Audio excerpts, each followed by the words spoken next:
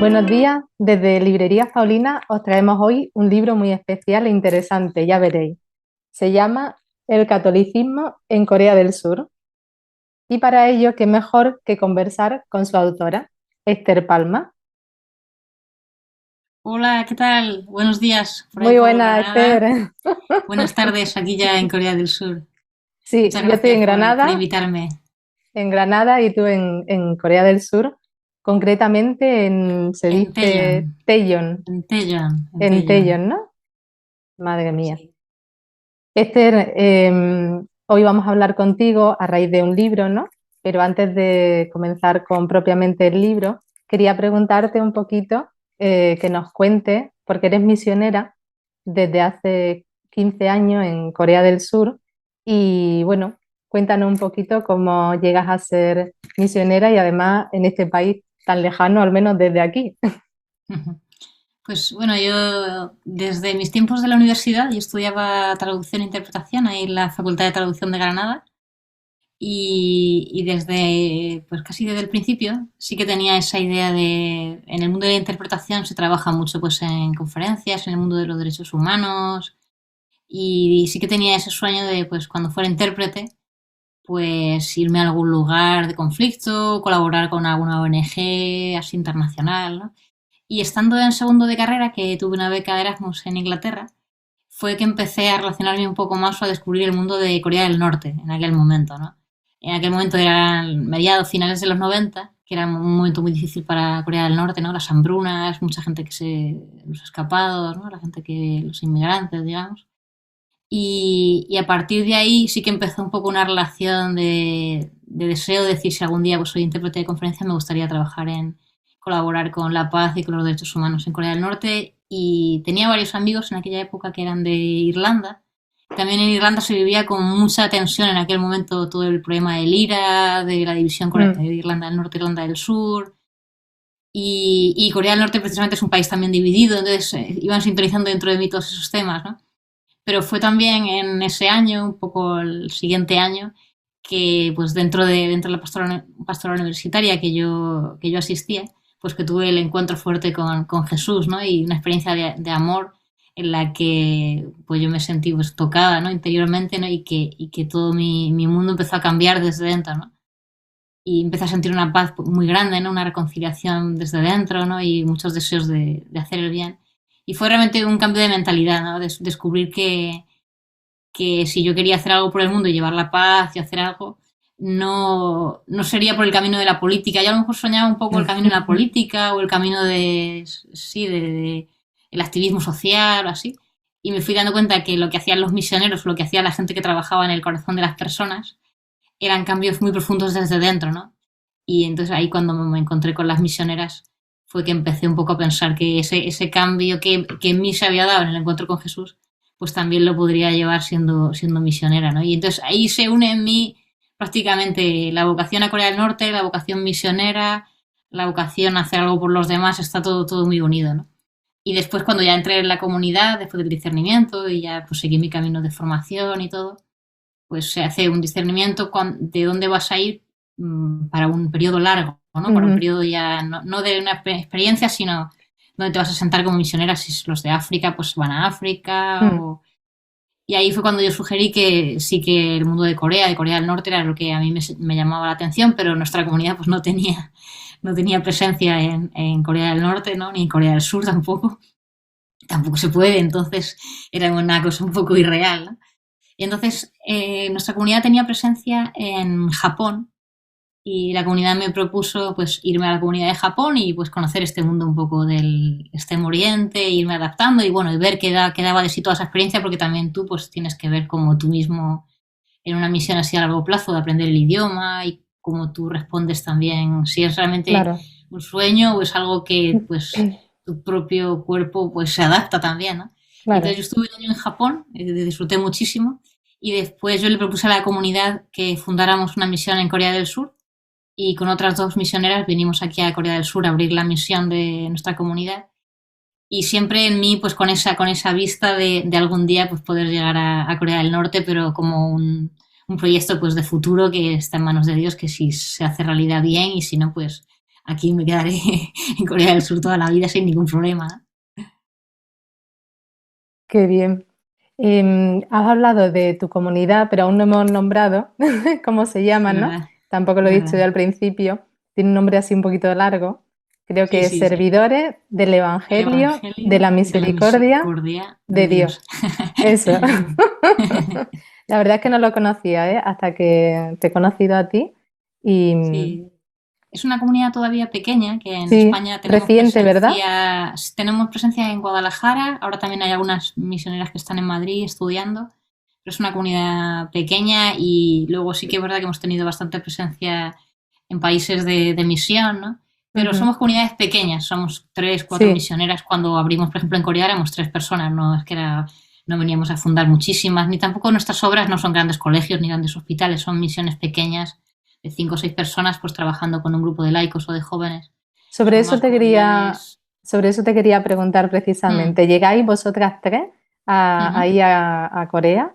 ujú. ¿Desde siempre en Taeyong? ¿Sí? ¿En Cuando la ciudad? llegamos acogidas por el obispo de Tellón, porque eso sí que es muy importante cuando se abre una misión, ¿no? Que vengas invitado o acogido por un obispo del lugar. Mm, Y él, dialogando con él, siempre la comunidad le ofrece su carisma, lo que le gustaría hacer, y también el obispo, claro, te presenta las necesidades que tiene su diócesis y en qué claro, cree que tú puedes colaborar. podéis. Pero claro, en Corea una cosa muy importante es que necesitas 2 años para aprender lo básico del idioma. Entonces, el obispo que en aquel momento era Monseñor Lázaro, que ahora está en Roma, que es el prefecto del clero ahora, se lo llevó el Papa Francisco después hace el año pasado, creo que fue.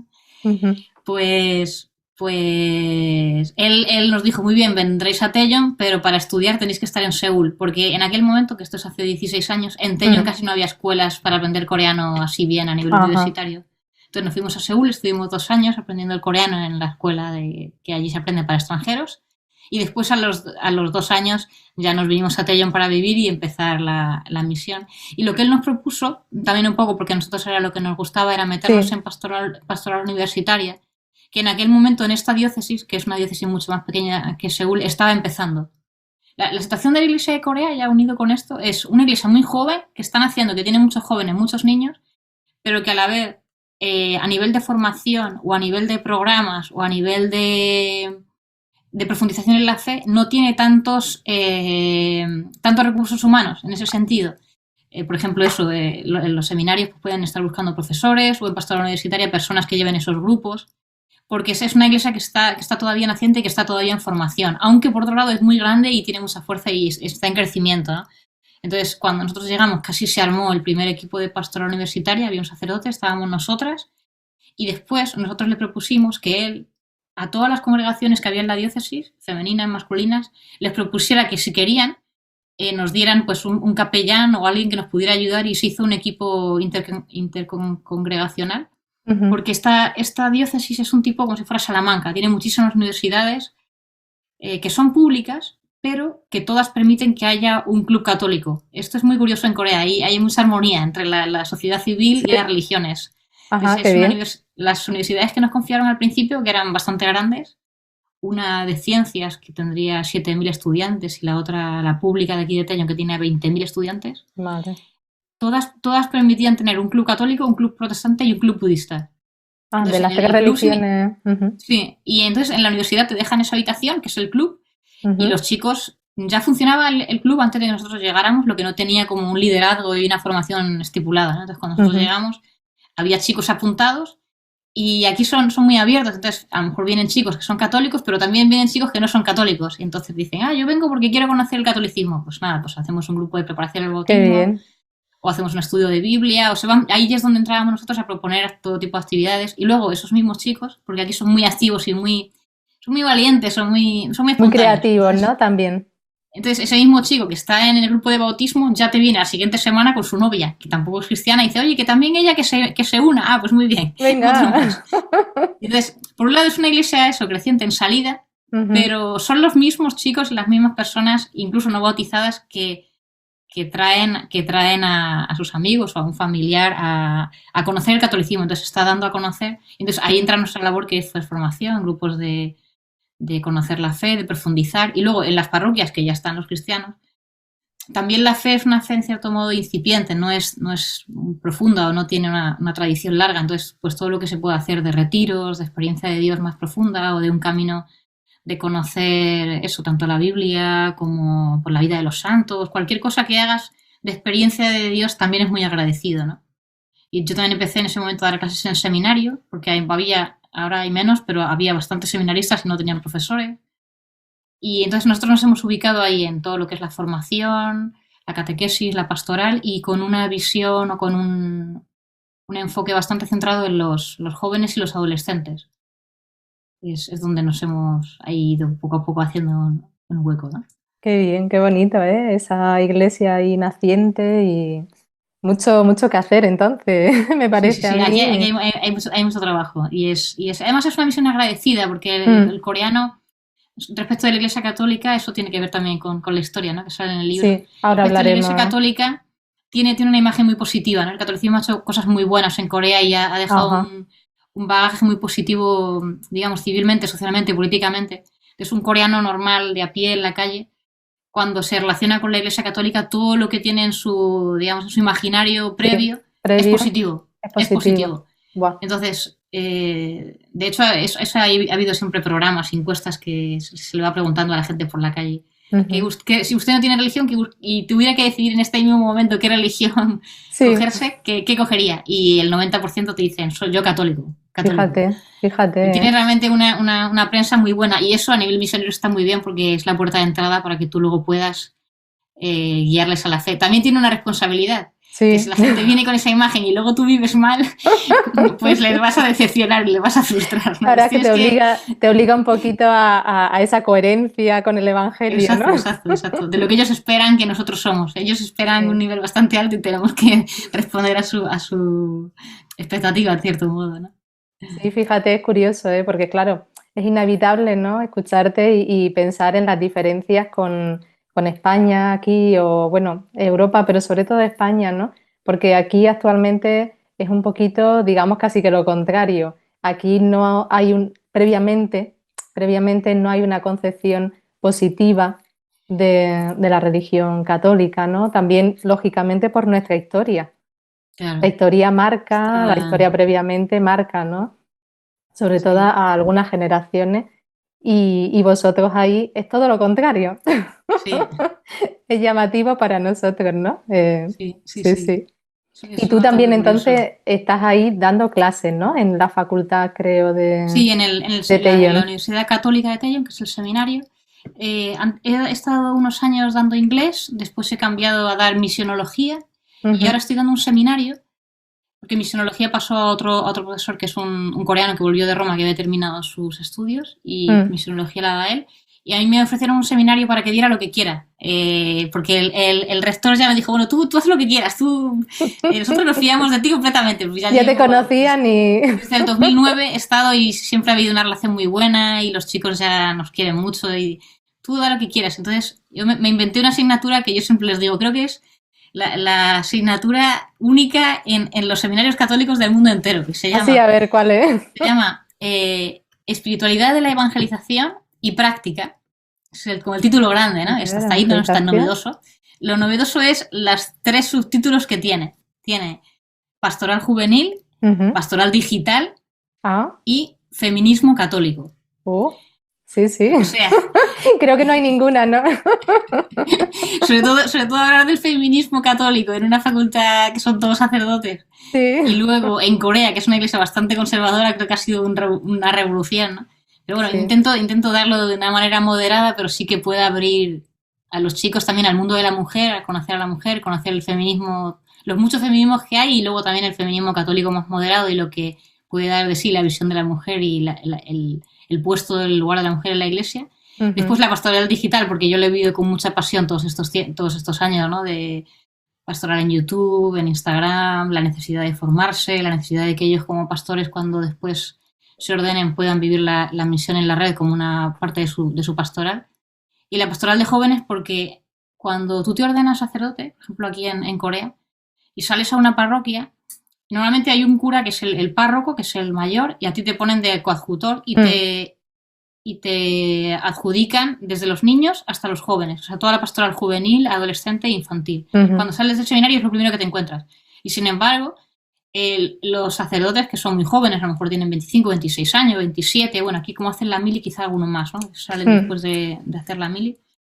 Y cuando llegas a las parroquias, nunca has reflexionado ni nunca te has planteado cómo quieres hacer la pastoral juvenil, cuáles son los problemas de la pastoral juvenil, cómo podrías hacerlo. Mm. Y entonces me parecía que es necesario que ya desde el seminario ellos lo vayan pensando, lo vayan rezando, ¿no? Para que cuando salgan, aunque en la práctica lo van a tener que vivir también, pero también aprovechando que nosotros pues llevamos aquí ya más de 15 años en pastoral de juventud, pues les cuento muchas experiencias, todos los programas que hacemos, los frutos que dan los chicos, cómo mejorarlo, cómo no mejorarlo, para que ellos pues empiecen ya desde ahora a verse un poco como, ver previamente lo que les viene y cómo afrontarlo, ¿no? Entonces por eso son esos tres temas de Sí, sí, desde evangelización. luego, tres temas clave y en general en la Iglesia Católica y con la perspectiva que tú has comentado ahí, desde luego muy necesario, Mm, muy necesario. sí, sí. Así que estoy súper contenta, la verdad. Qué bien, Son la verdad es que seis seminaristas y una religiosa, que también aquí las religiosas alguna estudian teología. sí. Seis seminaristas y una religiosa, que para ser una diócesis pequeña, la verdad que es un número bastante grande, porque esto, Mm, no olvidemos que es un país no cristiano, ¿no? claro. Eh, Ahora vamos a hablar ya, nos metemos ya con el tema de un poquito ya profundizar, ¿no? Una vez que hemos conocido un poquito, ya mm, te hemos situado. ujú, Mira, para empezar en el prólogo del libro, ya ujú, para hablar propiamente del libro, el padre Alberto Núñez, jesuita misionero en Taiwán desde hace más de 10 años, ¿no? Dice en el prólogo de este libro, es una obra única y necesaria, pues nada igual se ha publicado en español hasta la fecha en el campo de la teología de la misión en Asia Oriental, y menos aún desde la experiencia en primera persona ujú, de su autora, con preparación académica especializada, ¿no? Como nos has comentado. ujú. Cuéntanos un poquito cómo surge este libro en todo esto que tú estabas ahí ya viviendo y haciendo. Claro, en mí se juntaban un poco desde que estoy en Corea estas dos facetas, ¿no? De ser misionera pues con los jóvenes, con ellos en las actividades, en los voluntariados, yendo con ellos de misión por las calles, ¿no? Como esta faceta del misionero que nos imaginamos pues mezclado con los niños, jugando, ¿no? Pero yo siempre he tenido también una faceta muy de estudiar, ¿no? De leer y he seguido bastante pues lo que es la misionología, la pastoral misionera, toda la teología pastoral.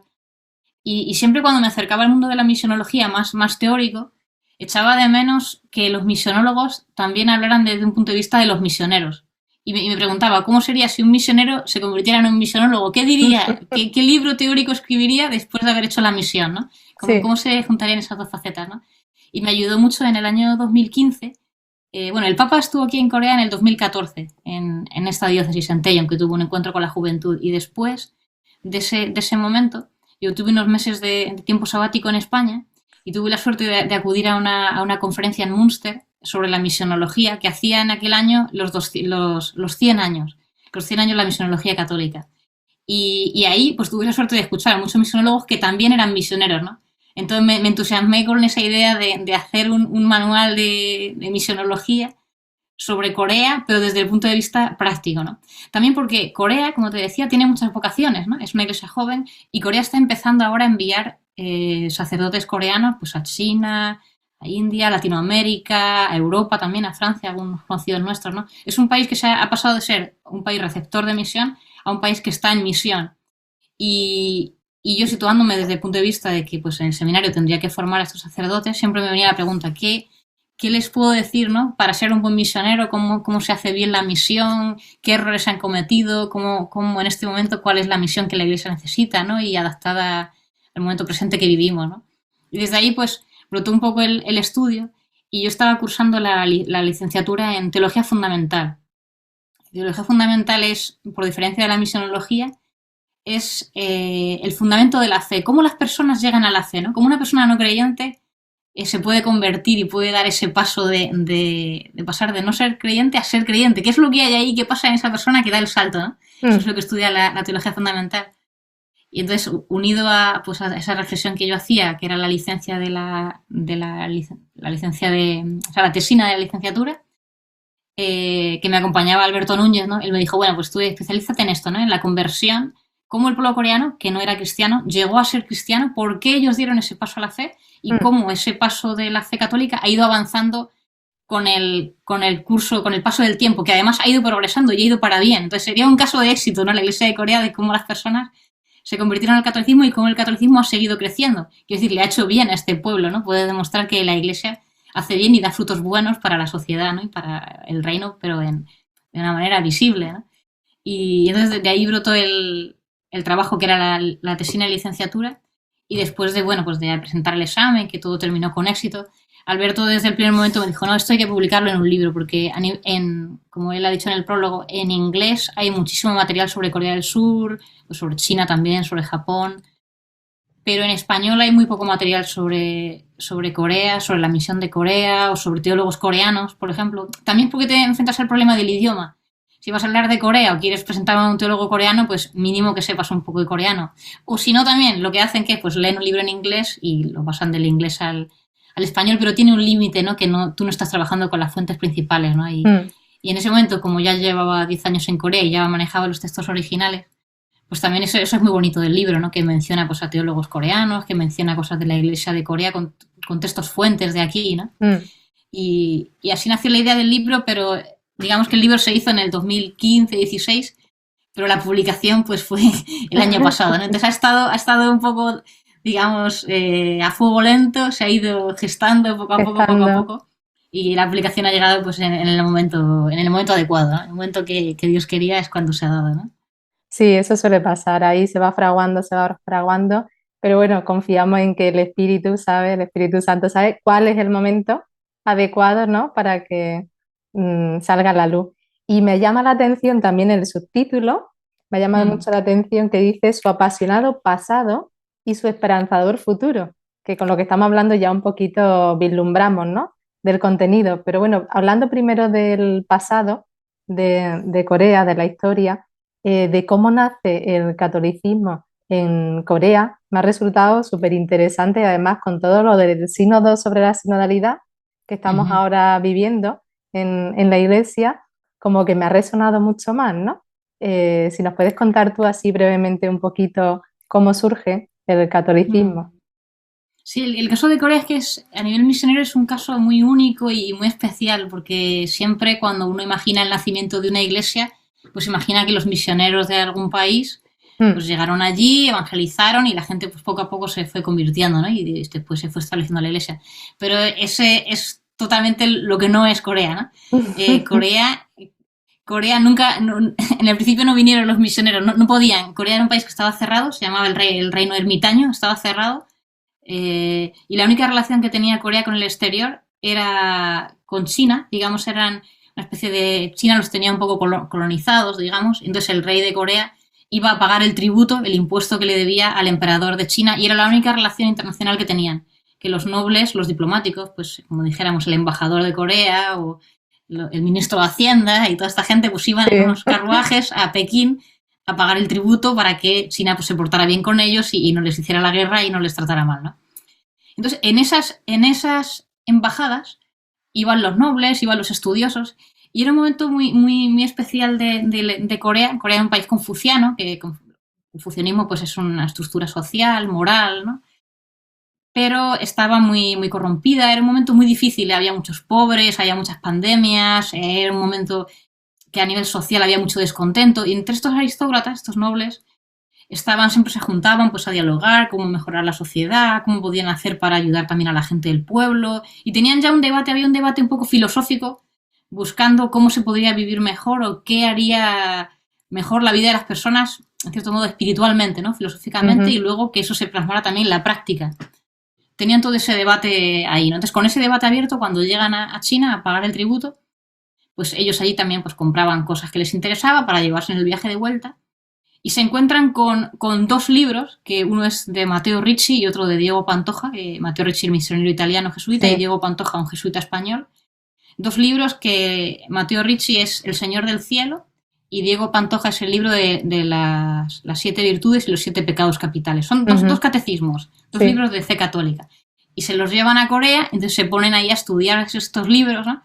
Con la buena suerte de que se entusiasman y empiezan a decir, bueno, pues esto es una maravilla, esto está genial, esto aquí, amarse unos a otros, todos hermanos, Dios nos ha creado por amor, esto es una maravilla, ¿no? Y entonces, en la siguiente embajada, pues a los 6 meses, al año siguiente, cuando tenían que ir otra vez, ya le encomiendan a uno en concreto que entre en contacto con estos misioneros y que traiga más cosas y que se entere bien de que esta cosa de Occidente, esta filosofía tan que parece que tiene tan buena pinta, que se entere bien, ¿no?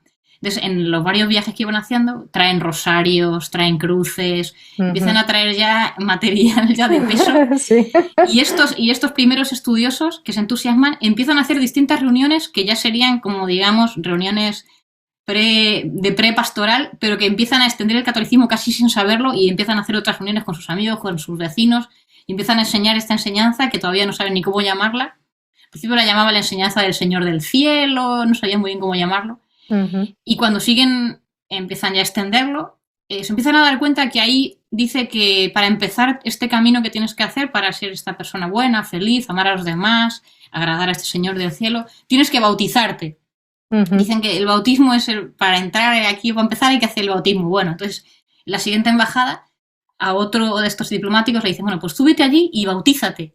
Y te enteras a ver esto del bautismo, ¿qué es esto? Entonces ahí esta es la fecha que se marca del inicio de la Iglesia coreana, que es el bautismo de Lee Sung-hun, que es uno de estos aristócratas que llevó allí a los misioneros y le dijo, bueno, yo ya he estudiado todo, yo lo que quiero es que me bauticéis, porque yo me tengo que volver y allí todos me están esperando con mucha pasión y yo tengo que decirle qué es esto del bautismo a todos, ¿no? Sí. Bueno, los misioneros, yo me imagino los misioneros que estaban en China que debían alucinar bastante con los coreanos, diciendo, pero estos que me vienen ya con el catecismo estudiado y pidiéndome el bautismo, o sea, en aquella época, esos son 1700, los años finales. Estamos hablando. Final del siglo XVIII, 1780, 1750, por ahí. Y el bautismo de Sun-hun es en 1784, es como la piedra fundante de la Iglesia de Corea. Entonces los misioneros le ponen de nombre Pedro. Le dicen, tú serás Pedro, y sobre esta piedra se edificará la Iglesia de Corea. Y le tienen que explicar todo eso, porque él ni sabe quién es Pedro, ni sabe quién es esta piedra, ni sabe nada de la Biblia, pues le explican todo desde el principio. Ajá. Y le dicen una cosa que marca mucho, que es que él, como laico, puede también bautizar. Entonces, cuando Pedro vuelve a Corea, empieza a bautizar a todos estos que habían acudido a las reuniones y ya se cuentan en los primeros años de la Iglesia de Corea miles y miles de bautismos. Él, de hecho, al que le había mandado, le había dicho, tú vete allí, a ese, le pone de nombre Juan Bautista. Porque le dice, tú fuiste el precursor. Tú fuiste el que a mí o sea, yo he sido el primero, pero tú eras antes que yo. Sí. Porque era uno que era, digamos, había sido realmente el padre de todos esos grupos, el que había iniciado todo, ¿no? Entonces le bautiza con el nombre de Juan Bautista. Y había otro que era muy apasionado, que era muy entusiasta, que había llevado ya a todos sus primos a las reuniones. Y le dicen, tú vas a ser Francisco Javier, porque tú eres aquí muy misionero. Bueno, empiezan a ponerse nombres ya de los santos. Sí. Y entonces así se empieza a extender la Iglesia entre ellos, entre los laicos, entre sus familiares, las personas, primero de la clase alta. Todo este entorno además muy cercano al rey, con lo cual esto se da a conocer enseguida en Corea, porque era el entorno... Y por eso también se hace muy complejo el caso, porque era muy de la élite, muy gente que tenía puestos importantes. Y muy curioso es que ellos enseguida empiezan a practicar que tienen que amar a todos y que eso implica que a los esclavos y a la gente que tenían de clase baja en sus casas, que eran casas señoriales, no podían tratarlos de cualquier manera. Entonces, la siguiente fase de la evangelización es, se empiezan a convertir muchísimos esclavos y gente de la clase baja viendo el testimonio de sus señores. Dicen, nunca un señor a mí me había tratado bien, nunca me había sentado a comer en su mesa. Entonces, la primera fase son todos los aristócratas y sus familias, la siguiente fase, la clase baja que trabajaba para ellos, y entonces el testimonio que daban a la sociedad era impresionante, porque eran grupos de católicos, a lo mejor en pueblos, pero que estaban compuestos por los señores, las señoras, la gente de la casa de la parte rica, y todos sus pues los esclavos, la gente que trabajaba para ellos en el campo, si tenían territorios por los que les cuidaban los animales, ¿no? llega el primer misionero, pasaron 10 años hasta que Ujú. llegó el primer misionero, que fue un misionero chino. Los misioneros que estaban en China, italianos, españoles, mandan un sacerdote chino pensando que podrá aprender mejor el idioma, pensando que también físicamente se podrá camuflar mejor entre Asemejar. los Ujú. coreanos, porque recordemos que Corea era un país que estaba cerrado, con lo cual entrar también era un delito bastante grande. Entonces pasan a este misionero con mucho riesgo Mm. para que cuide las comunidades que ya eran comunidades muy grandes de miles de personas. Claro, Y entonces es bonito porque la primera evangelización toda es de los laicos, de los familiares, de sus esclavos. Y entonces esto lanza un conflicto muy grande porque sin ellos quererlo están yendo totalmente contracorriente con el sistema de clases que estaba armado, ¿no? Era claro. muy marcado, los nobles, los de la clase media, los esclavos, y no se podían mezclar. No Mm, se podían mezclar para comer, para hablar, para casarse, mucho menos. Y mm. en los pueblos de estos católicos se empieza a hacer una revolución que empieza todo eso a cambiar. O sea, es un sistema. El catolicismo trajo la abolición prácticamente de las clases. Mm. Y aunque no era formulado como una ley, pero en ellos, en los pueblos, ya se practicaba. Claro, Entonces, ahí se desata una persecución, porque el rey y las clases más altas se lo toman como un insulto a ellos, diciendo, ¿cómo podéis vivir esto? ¿Cómo podéis decir que esta filosofía es buena si nos está destruyendo lo que nosotros más queríamos, que era tener las clases bien ordenadas? Y también es en cierto modo, está tambaleando el sistema, porque si los esclavos y la gente de las clases bajas empieza a tomar poder, no sabemos esto a dónde va a llegar, ¿no? Entonces los de claro. arriba empiezan un poco a temblar. Entonces, ahí se inicia una persecución muy cruenta, empiezan a matar a los líderes, a las familias. Hay muchísimos mártires en Corea, incluso de personas no bautizadas todavía, pero que ya eran creyentes, o que alojaban en su casa las reuniones, o que tenían interés. Hay muchos mártires que se llaman los mártires anónimos, que no se saben quién son porque no está registrado el nombre, y que se sabe que no eran católicos, pero que eran en cierto modo de la comunidad, ¿no? Y después en ese momento ya cuando llega el misionero, pues se empieza a hacer la evangelización pues más con los sacramentos y, y después también pasa un periodo de tiempo muy grande hasta que pueden entrar los misioneros que son franceses. Se le confía esta misión a la Sociedad Misionera de París, los Ujú. MEP, que estaban en Tailandia, y esta misión que ya se ha abierto en China cuando la iglesia, en Corea, que la iglesia se da cuenta, la iglesia de Roma, ¿no? Que esta misión ya está abierta y tiene que confiársela a alguien, así como le habían confiado la misión de China a los jesuitas o en Filipinas estaban los dominicos, pues esta misión se le confía a la misión de París y empiezan a venir los misioneros franceses, pero también eso es martirio asegurado porque está prohibida la entrada. Se hacen edictos de prohibición del catolicismo, entonces ya toda práctica de catolicismo o toda extensión del catolicismo se convierte en un delito. Y entonces ahí ya vienen 100 años de persecuciones muy cruentas, de torturas.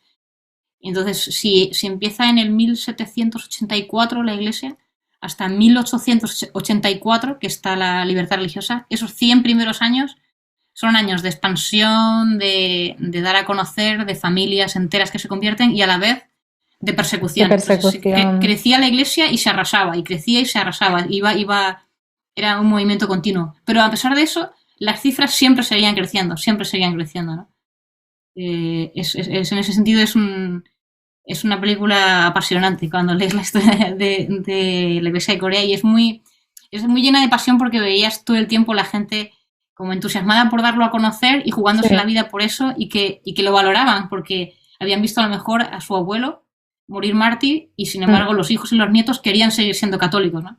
sí. Realmente lo valoraban como algo que para ellos sí, realmente fue una manera nueva de comprender la vida y de situarse en el mundo y de que ya no podían echarse atrás. Era ya una vez que has conocido esto, ya no puedo decir que no lo he conocido y si tiene Mm. estas consecuencias, pues tengo que ir adelante con ellas, ¿no?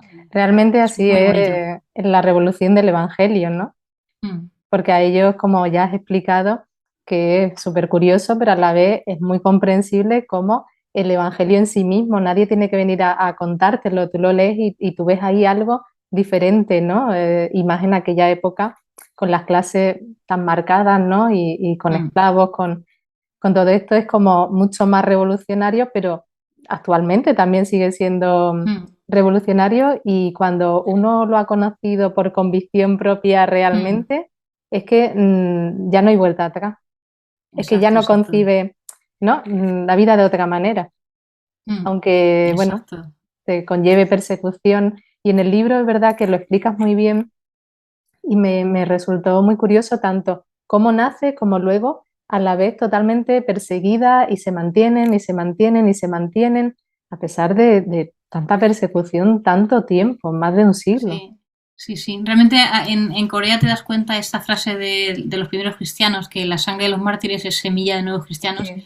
Te das cuenta que fue así, porque en olas de grandes persecuciones después vuelven a surgir cristianos en otros pueblos y siguen los misioneros escondiéndose, unos a otros ayudándose. Y había siempre una red, ¿no?, de solidaridad entre las familias que quedaban a los niños huérfanos, pues los acogían otra familia. Y realmente los cristianos, realmente para ellos la experiencia de la fraternidad fue muy fuerte, muy, muy vivida también, siempre en medio de mucha división, de sufrimiento, ¿no? Mm. Mm. Sí, el testimonio siempre es lo que te marca más, ¿no? Pues avanzando un poquito en la historia, un poquito la historia más reciente, claro, es indudable un hito tan importante como la Guerra de Corea, porque hasta ahora siempre hemos estado hablando de Corea como un todo, ¿no? Como una nación.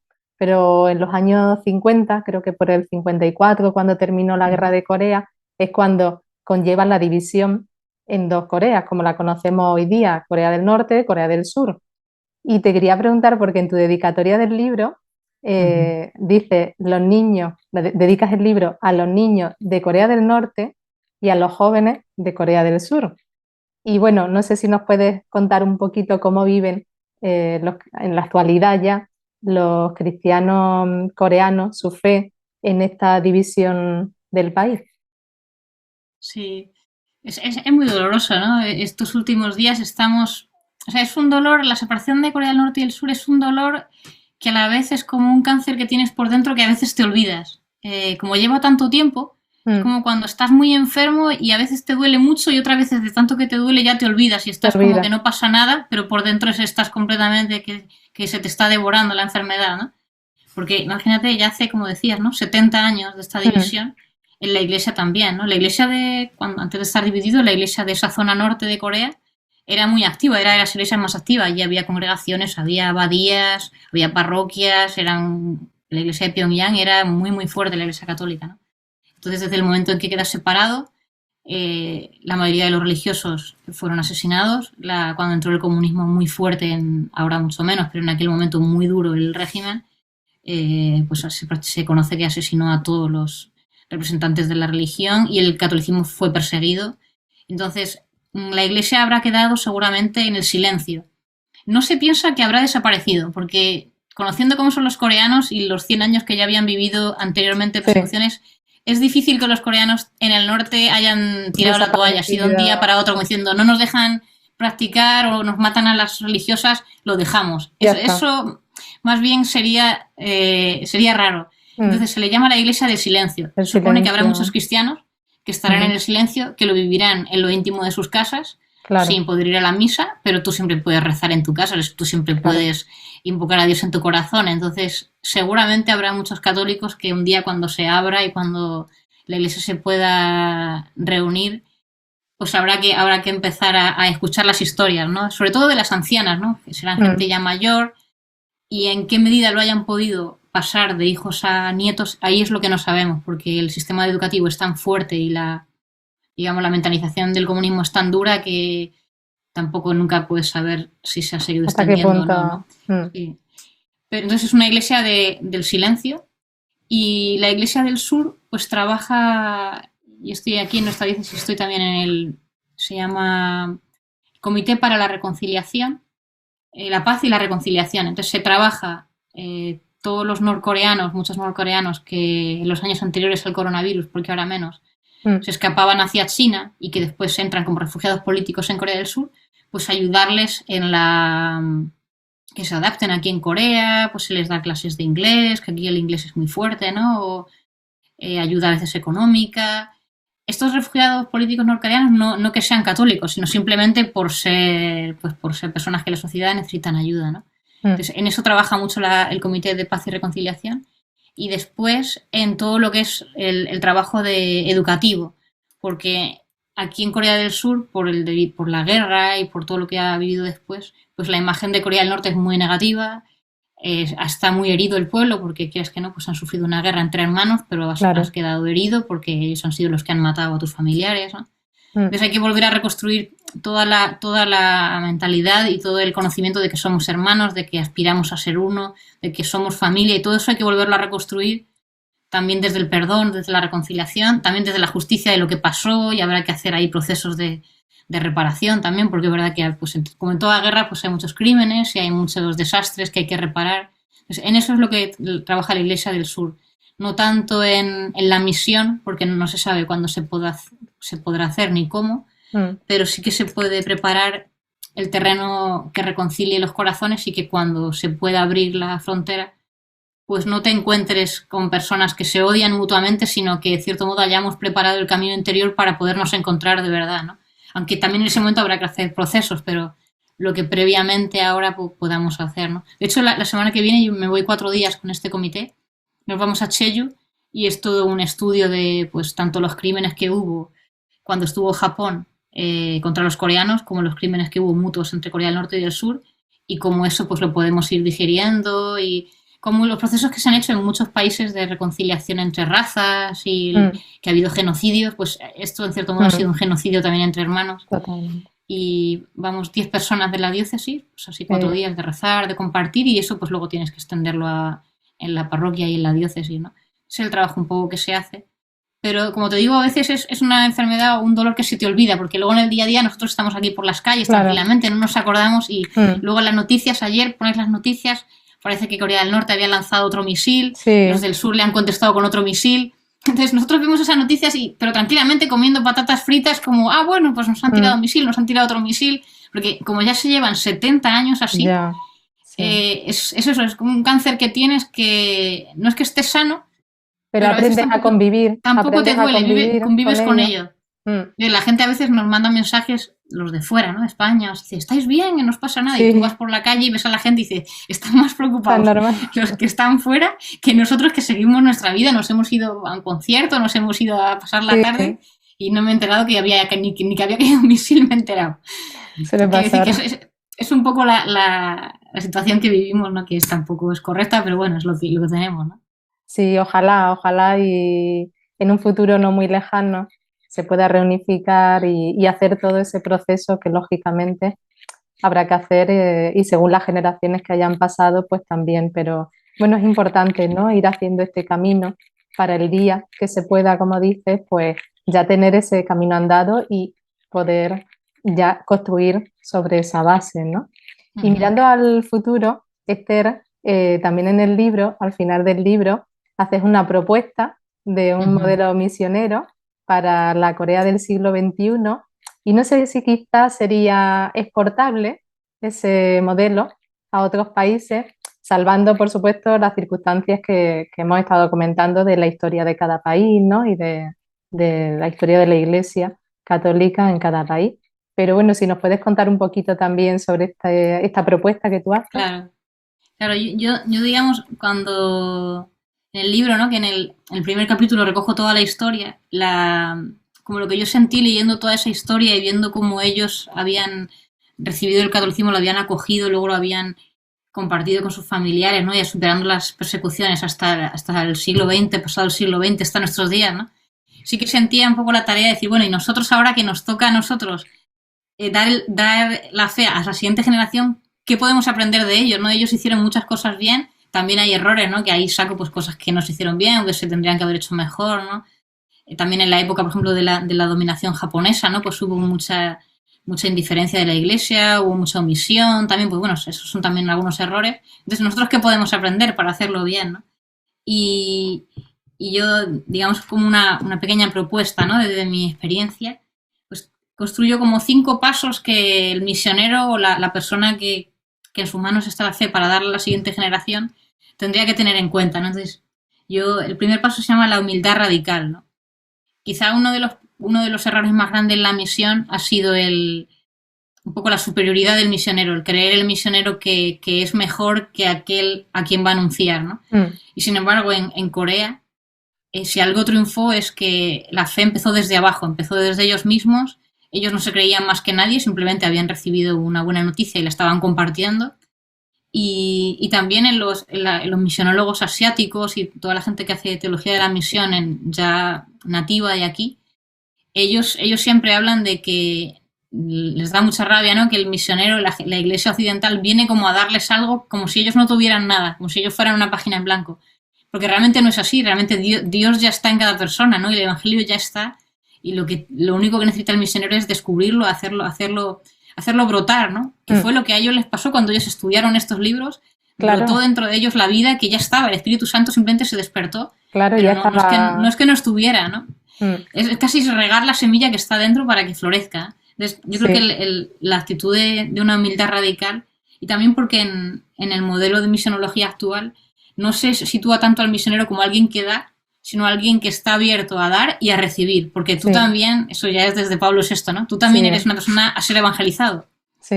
Entonces yo vengo aquí a Corea, pero yo soy la primera que sigo en camino, que necesito conversión, necesito acercarme más a Jesús, y que cuando estoy con los jóvenes haciendo la misión, ellos me enseñan muchísimo a mí, claro. ¿no? Solo tengo que tener ojos y manos para abrirlo, ¿no? Entonces la humildad como un punto de partida, y una iglesia, esto es también muy del Papa Francisco, ¿no? Una iglesia pobre y en conversión continua.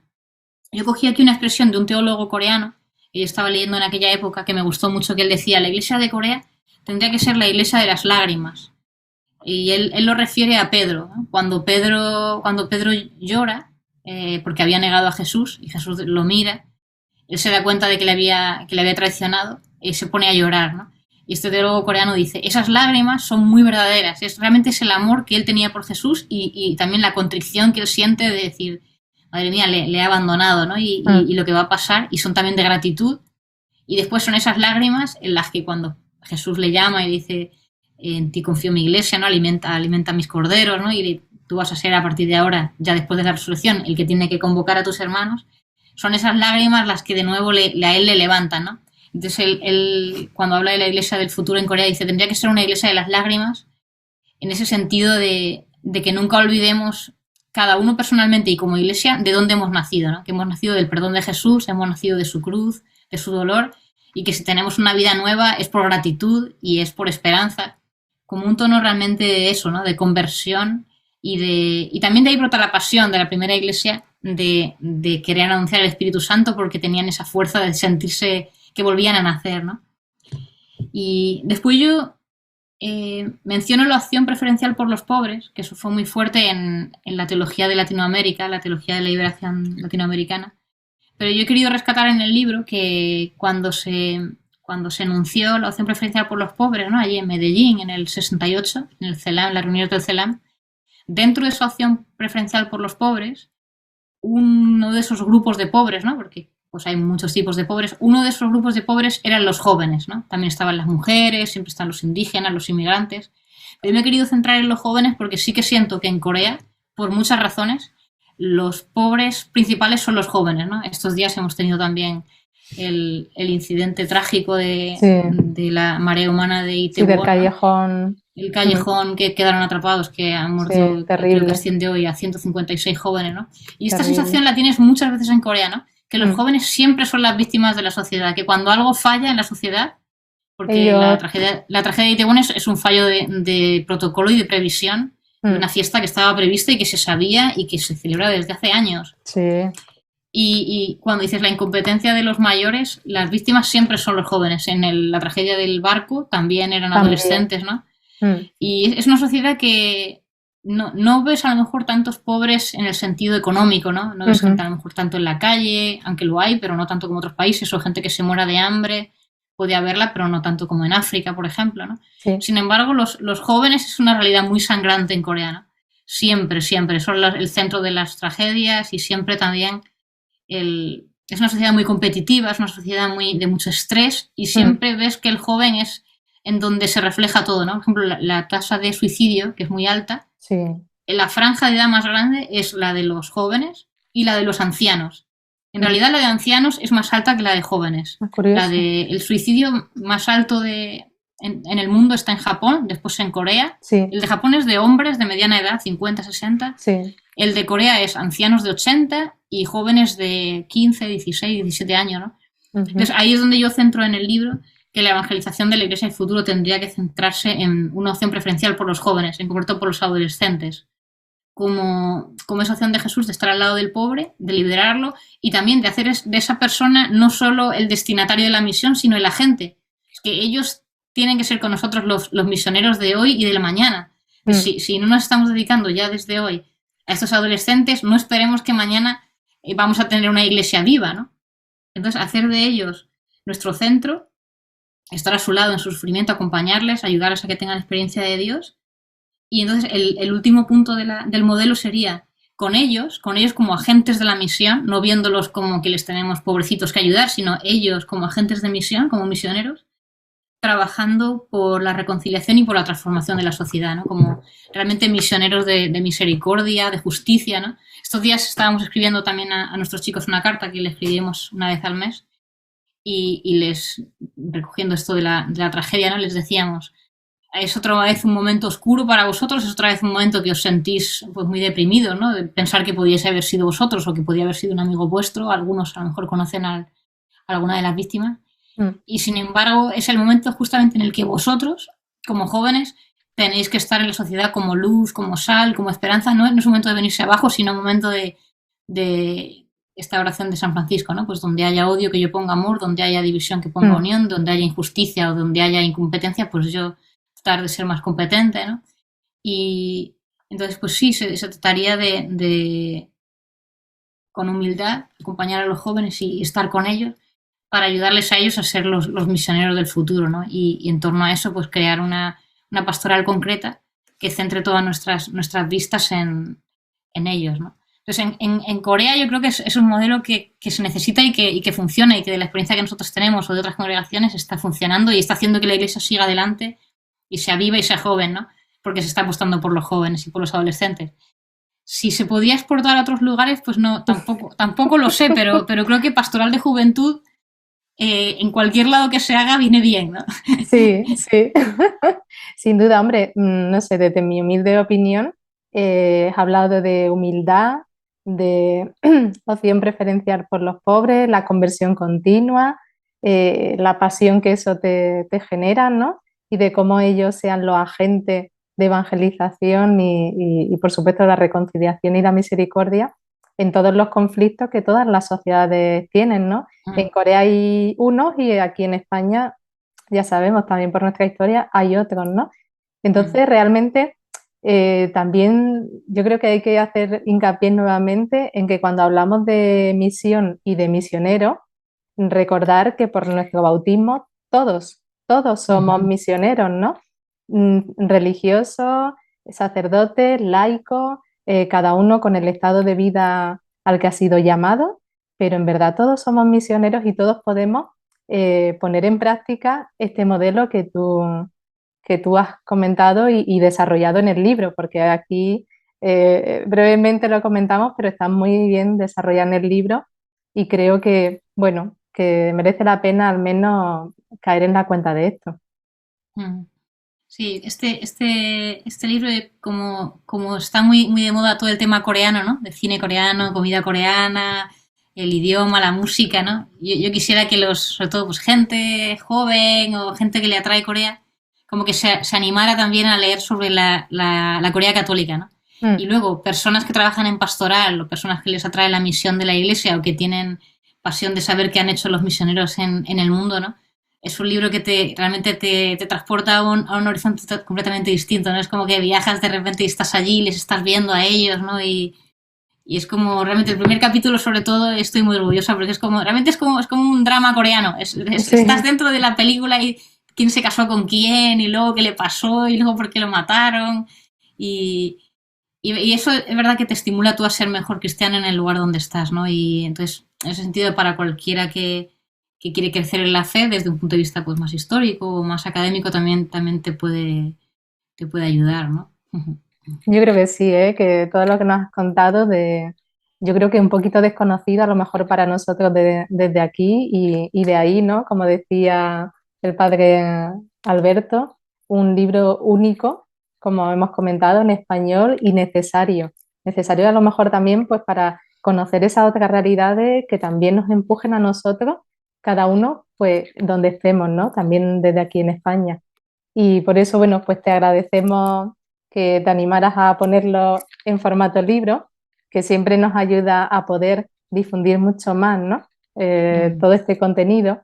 Y para todos los que los quieran adquirir, estará disponible en toda la red de librerías Paulina de España y en nuestra librería online. Y ya para despedirte, cuéntanos un poquito dónde podemos seguirte, porque no hemos ahondado en ese tema más, pero también eres misionera digital. Sí, es fácil, es el mismo nombre, ¿no? Esther Palma en YouTube. Pues tengo un pequeño canal en el que pues voy contando un poco todo esto que hablábamos, ¿no? De cómo vivo aquí en Corea, cómo vivo la misión. Pues estos días, pues esto de la tragedia lo hemos estado comentando. O a veces, como ya os he dicho, ¿no? Esta otra faceta mía que tengo más de teóloga, pues hablar con otras teólogas sobre temas pues de, o bien de feminismo o bien de sínodo. Entonces es un canal un poco desastre, ¿no? Quien entra dice, uy, aquí de repente habla un día de Corea y otros días se pone a hablar de feminismo, ¿no? Pero es un poco pues la faceta de misionera como yo lo entiendo, ¿no? Es pequeño todavía, pero es realmente para mí necesario, ¿no? Que como iglesia y como misioneros estemos también en YouTube, como decía Benedicto XVI, ¿no? Este nuevo continente, pues que tenemos que ir ahí con nuestros barcos, como los misioneros antiguos, ¿no? Y poner tierra en esas playas y empezarnos a relacionar con esa gente en su propio idioma, ¿no? Pues sí, te seguiremos también por ahí, por el continente digital. Y bueno, cuando vengas por Granada, pues espero también que nos podamos conocer en persona, Eso Esther. en persona hay que conocerse, sí, sí, Claro que Paqui. sí, pasas Qué por bueno. la librería. Bueno, creo que también hay librería Paulina, por cierto, en la ciudad donde tú estás, en Tellón. Sí, por supuesto. Ahí Están al también lado de la estamos. catedral. Están al lado de la catedral y las religiosas, que son las hermanas Paulina, Paulinas, ¿no? sí, Trabajan también muy bien, trabajan en pastoral universitaria también con nosotros, trabajan muy bien también con los jóvenes.